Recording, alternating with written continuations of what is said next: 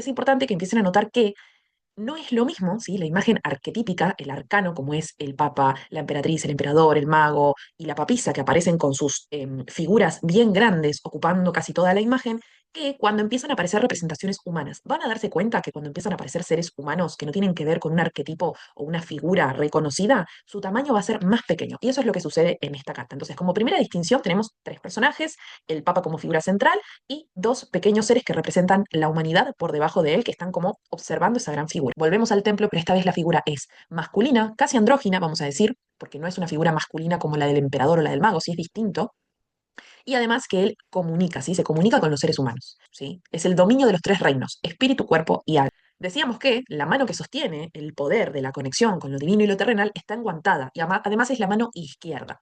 Que esté enguantada, por un lado, nos quiere decir que la parte que tiene contacto con lo divino, esa parte humana de él, no puede tener un contacto directo con la divinidad, por eso es como si el guante protegiera ese contacto de la mano, ¿sí? Humana con el poder divino, ¿sí? Y por otro lado es la mano izquierda, que eso significa que gobierna desde el corazón, desde el amor, desde un lugar femenino. ¿Por qué? Siempre que hablamos de energía femenina y masculina vamos a tener ciertos aspectos característicos. Por ejemplo, decimos que la energía femenina siempre está asociada a los tonos azules, fríos, a la receptividad, y decimos que la energía masculina está asociada a los tonos rojos, a la actividad. Cuando hablamos también de energía femenina y masculina, nos referimos a partes del cuerpo. Casi siempre la energía femenina, intuitiva y receptiva va a estar representada por el lado izquierdo, que sería como el lado del corazón. Y la mano derecha, si el lado derecho de nuestro cuerpo va a estar representando la parte masculina, la que va hacia la acción. Pasamos a una figura que está literalmente representando al cielo en la tierra, ¿sí? A la divinidad en la tierra. Habíamos dicho que el emperador viene a traer la ley de las alturas, pero él no viene a representar como tal al poder de la divinidad, sino a el orden en la tierra, ¿sí? A la estructura. El Papa viene a traer algo más trascendente, más del orden de lo que nos sostiene por fuera de esa estructura, ¿sí? Viene a traernos algo que tiene que ver con el alma, con el espíritu. El poder de conectar con el mundo exterior, el mundo interior.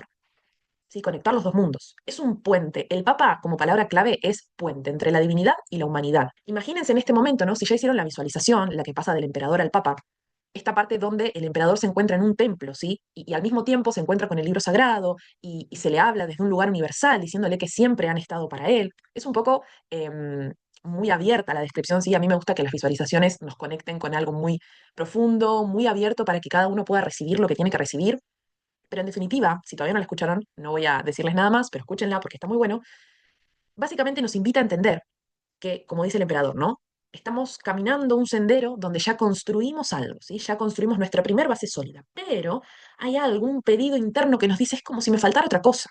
Y de repente me adentro en un bosque, me estoy como llevando a mí mismo hacia un lugar, hacia una búsqueda de respuestas, donde, bueno, ahí sucede, ¿no? Que el emperador se encuentra con el papa y se da cuenta, ¿no? Que hay más vida aparte de la que él había construido, que hay algo más grande, más amplio, que la mera construcción de forma, ¿sí? Y ahí es cuando el emperador dice, ok, si no me ocupo de mi alma, ni todo el oro del mundo será suficiente, ni todas las construcciones que realice me sostendrán realmente, porque dentro mío sentiré un vacío, porque no me estoy ocupando verdaderamente de mi alma. Entender que tampoco se trata de abandonar aquel camino que elegí, sino de creer en ese camino, elegir el camino porque sé que es lo que verdaderamente mi alma quiere. Ahora, si ese camino en el que estoy me doy cuenta que no es lo que mi alma verdaderamente quiere, ahí sí es donde viene el cambio, ¿sí? Porque esta carta también nos invita a un cambio, momento de salir de la zona de confort. De ahí viene el cambio, de decir, hay algo más todavía, todavía no terminaste de asentar lo que verdaderamente te sostiene. Sí, todo bien, armaste tu casa, construiste tu pueblo, te pusiste a trabajar, pero ¿y el sentido de tu existencia? ¿Y tu alma? ¿Y tu búsqueda personal de expansión? Es una pregunta muy amplia, pero el Papa viene a hacer eso, viene a guiar, es un guía espiritual, un maestro, nos abre un camino. Nos enseña que es nuestra decisión, ¿sí? El Papa no indica órdenes. En ese sentido, el Papa se corre de la figura del emperador y él es como si viniera a decir, si querés seguir otro camino, este es, acá hay opciones. Te abre las posibilidades. Sí, el Papa tiene que ver con la apertura, a decir, cualquier camino que elijas, aunque no sea ese que estás transitando en este momento, va a ser el correcto siempre que tenga sentido para vos. La sociedad se divide en personas que creen y personas que no creen, ¿sí? O en personas que quieren convencer a otras de sus propias religiones. Pero esto, piensen que no pasa solamente en la iglesia, ¿sí? Esto es una referencia. Volvemos a lo mismo de antes. Si bien el Papa nos indica su camino ideal, el camino que a él le ha resultado para el sentido de su vida, no nos obliga a tomarlo, ¿sí? Es la decisión de uno elegir y creer en ese camino. Si volvemos a la función más psicológica, ¿no? Como ¿Quién representaría al Papa? ¿Sí? Sería un guía, un maestro, un consejero, incluso un psicólogo, ¿sí? Alguien que nosotros tomamos como referencia de guía en nuestro camino que nos ayuda a indagar en el sentido de nuestras vivencias.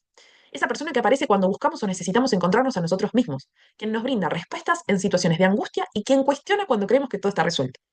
Devela nuestra inquietud pulsando por ser, nos muestra el vínculo entre discípulo y maestro, indicando que no existe uno sin el otro. Otra cosa muy importante, para el Papa poder ser guía, primero tuvo que ser guiado. Y eso nos va a pasar a todos en este camino también. Cualquier persona que tenga el objetivo de enseñar, de guiar, primero tuvo que aceptar el ser un alumno. Y de hecho, siempre va a ser un alumno de la vida, ¿sí? Porque nunca dejamos de aprender, nunca dejamos de estar guiados.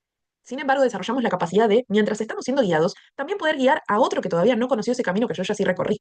¿Sí? Es como un ciclo, una cadena de aprendizaje y maestría. Entonces, buscar el sentido de la vida es entender que este es un acto de cuestionarse constantemente, ¿sí? Así se aprende, así se enseña, cuestionando y preguntando. Siempre digo que es muy importante en todo, para todo lo que hagamos, la preguntas. Es el trabajo de aceptar que somos luz y somos sombras, que somos alumnos y somos maestros. Somos seres conscientes. Eso es angustiante y a su vez el gran misterio. Me faltó leer esa frase que es muy importante, ¿sí? Parte de ser, o la mayoría, la mayor parte de ser espiritual es ser consciente. Y ser consciente es estar presente en lo que estoy viviendo en ese momento, ya sea una apertura de camino como una crisis existencial de sentido. Primero lo que yo prestaría atención con esta carta, sí, es que nuevamente tenemos más de un personaje. Y que además, como dijimos antes, aparecen tres figuras humanas. Nos damos cuenta porque son todas de tamaño pequeño, ¿sí? No tenemos ninguna figura central enorme, pero sí, obviamente nos va a llamar la atención el angelito que está por la parte de arriba, ¿sí?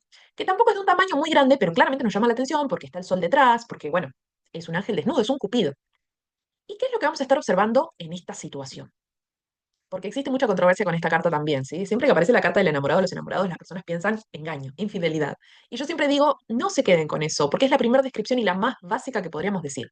Salvo que la persona esté preguntando específicamente si lo están engañando, que igualmente a mí ese tipo de preguntas mucho no me gustan en el tarot porque no me parece para nada evolutivo, y sale esta carta y veo algún tipo de situación rara y otras cartas que acompañan que son sospechosas, no voy a estar interpretando necesariamente que esta carta me habla de un engaño. Pero bueno, vamos a ver por qué. Vamos a ver de dónde viene quizás esta interpretación. Tenemos una figura, un personaje central, sí, pero que es pequeño, humano, que es claramente una figura masculina. Mientras que de su derecha y de su izquierda vamos a tener dos figuras femeninas, ¿sí? Una va a ser una mujer mayor, ¿sí? La mujer de su izquierda del lado de ustedes, pero del lado derecho de él. Una mujer mayor que sostiene su hombro. Y la otra mano está como por debajo. Y la otra mujer, la que está del lado izquierdo de él, pero a nuestra derecha, va a estar tocando directamente su corazón con la mano y con la otra mano ella se toca el vientre. Y además vemos que es una mujer más joven y vean cuán parecida es a él también, ¿no? De repente hay una gran diferencia entre esta mujer y el joven y entre la chica y el joven. Las vamos a distinguir así, ¿sí? Por la mujer mayor y la chica. Este es el momento donde nos empezamos a hacer preguntas de quiénes son estos personajes, ¿sí? Porque realmente no lo sabemos.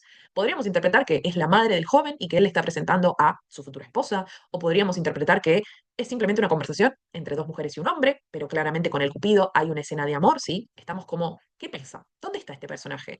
¿Acaso esta mujer es su antigua pareja y esta es su nueva pareja? ¿Qué es lo que está pasando en esta escena? ¿Algo nuevo? Un pasaje a la adultez, lo diferente, el cambio, ¿sí? El cambio de que ese que nos está invitando el Papa, bueno, sucede acá. Acá es el momento donde decido, ¿voy o no voy? Literalmente ya estoy entre dos caminos. Y el ángel, el espíritu, la fuerza vital, une a los opuestos con su poder de atracción, la armonía y el caos, ¿sí? Cupido está jugando con la flecha a ver para dónde dispara, pero nosotros ya estamos viendo que la flecha apunta hacia el lado del corazón. Es que hay dos figuras femeninas, ¿sí? Una que ciertamente le hace sentir seguridad porque tiene cierto control en algún punto y otra que lo está invitando a conectar con su corazón, con su sensibilidad, con esa otra parte de sí misma. Vamos a ver, por ejemplo, en otros mazos de tarot que no aparecen tres figuras, sino que aparecen dos, un hombre y una mujer viéndose y un ángel. Entonces, también es eso, ¿no? Presten atención que en el Masella vamos a encontrar a estos tres personajes, pero en otros mazos van a ser solo dos. Básicamente, lo que nos dice esta carta es que no se trata de elegir camino A o camino B, ¿sí? Porque a veces cuando se nos presenta esta situación en la cual estamos frente a dos caminos, tenemos como este impulso, esta ansiedad de decir, tengo que elegir ya. Y a veces la vida, el universo, nos recuerda como la papisa, ¿no? Que hay decisiones que necesitan un proceso y un tiempo. Y a veces, en ese proceso y en ese tiempo de decisión, me voy a sentir incómodo, porque voy a estar tensionado, ¿sí? Porque voy a estar dudando, procesando internamente, voy por este camino, voy por este otro. ¿Sigo con esta vincularidad que tengo con mi familia o me abro a la posibilidad de crear una nueva familia? Lo mejor es no decidir desde el impulso. Lo mejor es permitirse habitar esa gran angustia de ¿qué hago? El tiempo que sea necesario hasta que llegue la certeza. Hasta que un día digo, Hoy lo siento, ya sé hacia dónde quiero ir, sin dudas. Porque normalmente cuando elijo desde la duda, desde el impulso, desde el miedo, desde la ansiedad, ahí es cuando las cosas no salen de la mejor manera. Sin embargo, siempre se aprende, ¿sí? No existe buena o mala decisión. Al final vas a elegir lo que te toque vivir, pero en definitiva esta carta no nos está hablando de que hay que tomar una decisión. Nos está hablando de un momento donde me siento dividido porque tengo que elegir o siento que tengo que elegir y se me invita a evitar esa gran incomodidad del cambio, ¿sí? Siempre que vamos a vivir un cambio hay una incomodidad, porque estamos abandonando algo que ya conocíamos para abrirnos a algo nuevo. Entonces me da miedo. Por otro lado, el amor que expreso hacia otro va a hablar del amor hacia mí mismo. Cuando aparece un otro, si una otra edad, una otra parte de mí, voy a empezar a expresar una forma de amor que va a hablar de lo que yo tengo aprendido de ese amor. Volvamos a una situación personal de cualquier persona, ¿no? Cualquier ser humano. Con nuestra familia, ¿sí? Con mamá, con papá, con quien sea que nos hayan criado, aprendemos una forma de amar. Y cuando conocemos a alguien nuevo, esa persona tiene su propio aprendizaje de cómo es el amor, de cómo es amar. Entonces se juntan estas dos partes, ¿sí? Con distintas experiencias de lo que es el amor, y de repente, ¿sí? Se crea una nueva forma de amar, entre lo que sabe uno y lo que sabe otro, entre lo que uno ahora puede aprender de esa persona y lo que esa persona puede aprender del otro, ¿sí? Y se abre una nueva posibilidad. Cuando yo empiece a demostrarle a esa persona el amor, me voy a dar cuenta de cuál es mi propio vínculo con el amor. Básicamente, cuando conozco a otra persona, estoy viendo un reflejo de mí mismo, de mi propio vínculo. El vínculo que estoy generando con esa persona es un reflejo del vínculo que tengo conmigo mismo y con lo que aprendí del amor. Todo esto nos lleva un poco a un estado de crisis, de unión y separación. Nos invita a trabajar con la dualidad de la vida y cuestionarnos algo muy importante. ¿Qué es el amor?